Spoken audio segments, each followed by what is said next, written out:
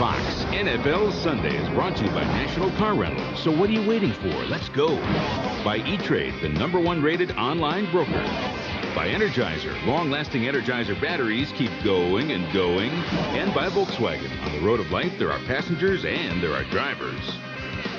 The Miller Lite really good teams of the week for last week, the 49ers and the Lions. San Francisco's offense, awesome again. On defense, the Lions gave up just 130 yards and 2 picks over Tampa Bay.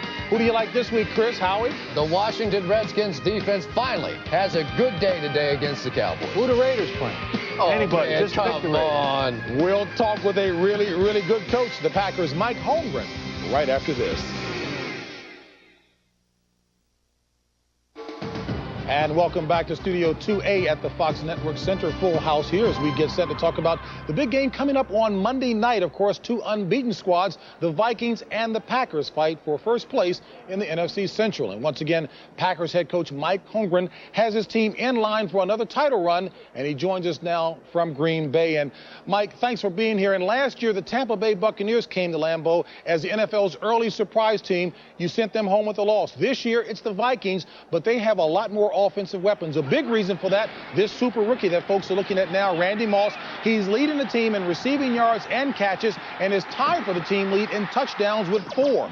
The question is, with Carter and Reed on either side, what can you do against Randy Moss? Well, you kind of keep your fingers crossed for starters.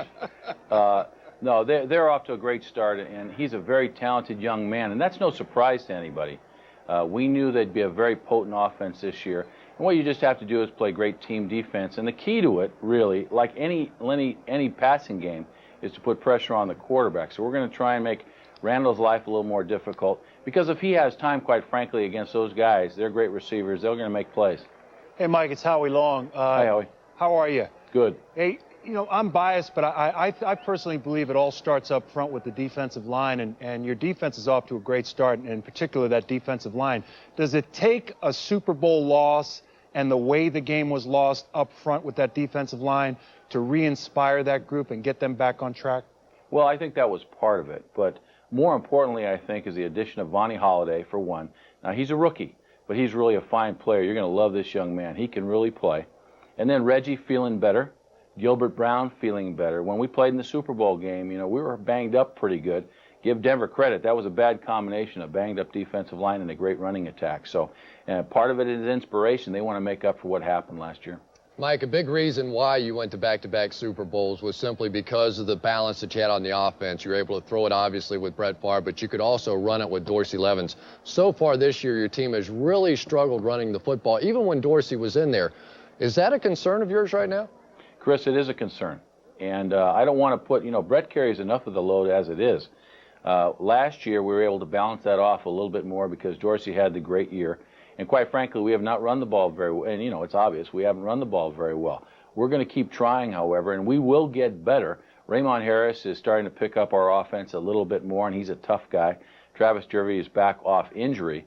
And we're going to keep trying. So when you work hard at something, I think you got a chance to get better.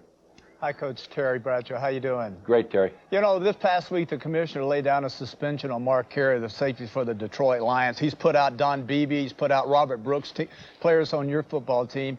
I guess, first of all, was the suspension justified? And secondly, do you possibly think that more than one game should be added? Well, I think the last person to be suspended was one of my own guys, Leroy Butler, back in '92 or '93. And I think that's the last resort. You know, you try and find a player, first of all, then you get a letter of reprimand or warning if it happens again. And if you see any sort of a pattern, I think 3 or 4 times on any team, then you really have to step in and get a little more serious about it. That is totally the commissioner's decision, however. And we're always looking on the competition committee to make the game safer. I mean, it's a violent, tough football game, and we don't need any extra stuff to hurt people.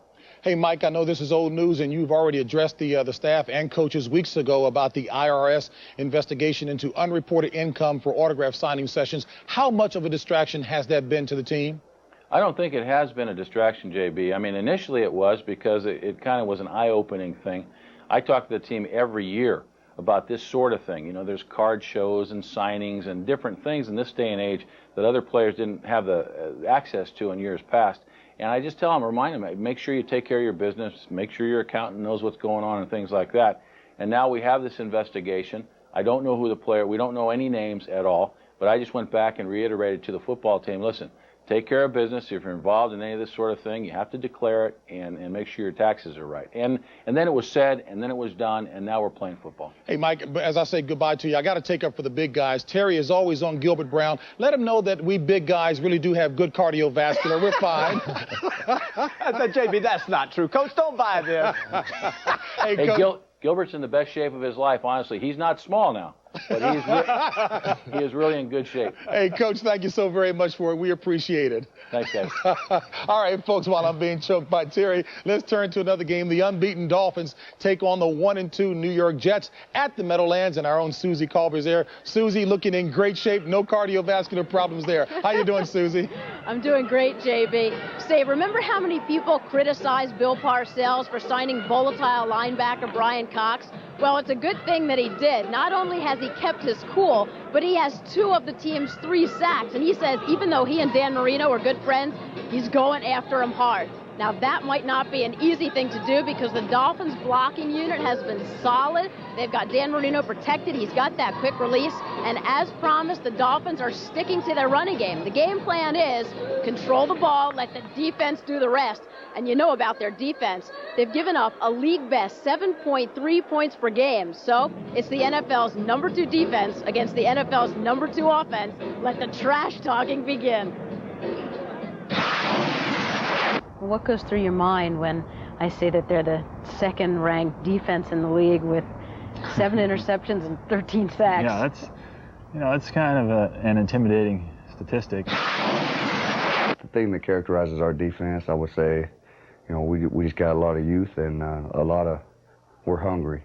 I think this defense is sort of like a college defense, because everybody flies to the ball and we're always hyper. We're just ready to play every game. You certainly can't control what comes out of the guys' mouths, but would you prefer that Sam Madison didn't start the trash talking 2 days before kickoff?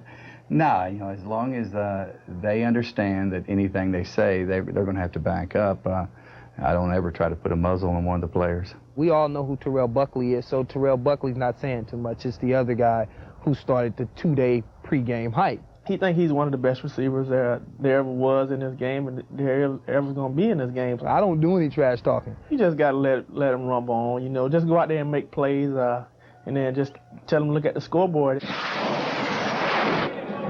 Madison has learned to love the press coverage. He had 2 interceptions in their last game. Of course, Johnson is tied for the league lead with 4 TDs. And by the way, you have to go back to 1982, pre-Marino days, to find a Dolphin defense ranked in the top 5 in overall D.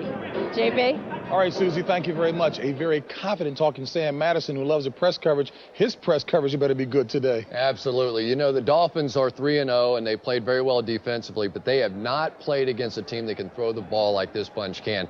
And I asked Bill Parcells about Vinny Testaverde. I said, what makes him better right now? He said, Chris, he's never played on a team that had tight ends and that had backs, can catch the football like this team does. I don't think he's going to throw the interceptions like he's done in the past. You wonder where the NFC East has gone? It's in the AFC East now. All right, I know Testaverde is somebody that Terry is always like. All right, folks, we've got a lot more coming in today's show, including a conversation between 2 quarterbacks, Terry Bradshaw and John Elway. One's in the Hall of Fame already. The other's on his way. Steve Young talks about his outstanding start and the Niners' offensive juggernaut. I think that's maybe one of our secrets, is that every week you're going to get a workmanlike attitude so that, if we can go out and be explosive on the weekend.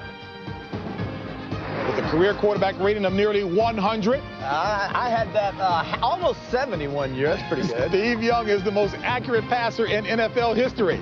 He's on a roll, looking for his 4th straight 300-yard passing game. Back with more in a moment.